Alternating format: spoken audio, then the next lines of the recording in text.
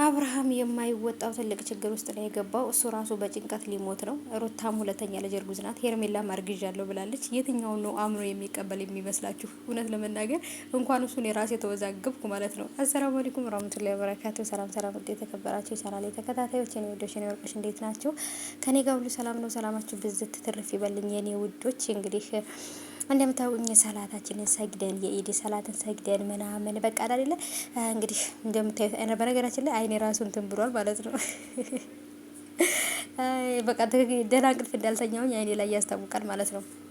እና እንግዲህ በባለፈው የቀረጽኩላችሁ ቦታ ላይ ሆኜ ነው አሁንም የሰላት ልብሴ ለብሼ የቀረጽኩላችሁ የኔ ውዶች ማለት ነው። እና ሀባይቦቼ እንግዲህ አብርሃም የማይወጣው ችግር ውስጥ ገብቷል ማለት ነው የኔ ውዶች። እውነት ለመናገር ከባድ ነው የተፈጠረው ነገር እየሆነ ያለው ነገር ከባድ ነው። ግን ቢሆንም ደግሞ አብርሃም እንግዲህ ራሱ ወዶ የገባበት ነገር ስለሆነ ሊችል ይገባል። በቃ መቻል አለበት ብዬ ነው የማስበው። ይሄን ነገር እንትን ካላለ ካላስተካከለ እሱ ራሱ ሌላ ትልቅ ውጥንቅጥ ውስጥ ነው የገባው።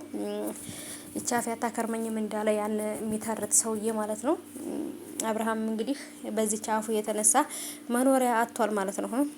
በእግሩ የተነሳ እግሩ የፈለገበት ቦታ እየወሰደው ሌላ ችግር ውስጥ ገብቷል ማለት ነው። እንግዲህ አብርሃም ሩታ ማርግዛበታለች፣ ሄርሜላ ማርግዛበታለች። እንግዲህ የሄርሜላ ልጅ የአብርሃም ልጅ እንዳልሆነ ነው እኛ 100% የምናውቀው። አብርሃም ግን ደግሞ ወደደም ጠላም እና የኔ ውዶች የኔ ወርቆች ማለት ነው እንግዲህ አብርሃምና ሩታ ተስማምተዋል።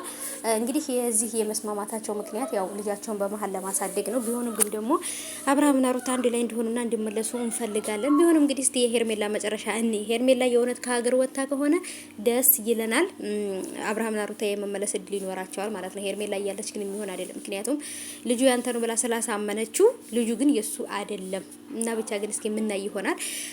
አብርሃም ያው እንግዲህ ተኝቷል በቁሙ ማለት ነው ጋይሶች። በቁሙ ስለተኛ ምንም ማድረግ አይቻልም። በነገራችን ላይ ማንም ሰው ሊያነቀው አይችልም። አውቆ የተኛ ሰው ቢጠሩት አይሰማም እንደሚባለው አውቆ የተኛ ሰው ማንም ሰው ቢጠራው ሊሰማ አይችልም። አብርሃምን በቃ ራሱን ጅል አድርጎታል። ራሱን በቃ አስተኝቶታል። አልተነሳም ማለት ነው። ቢነቃ ይሻለዋል ግን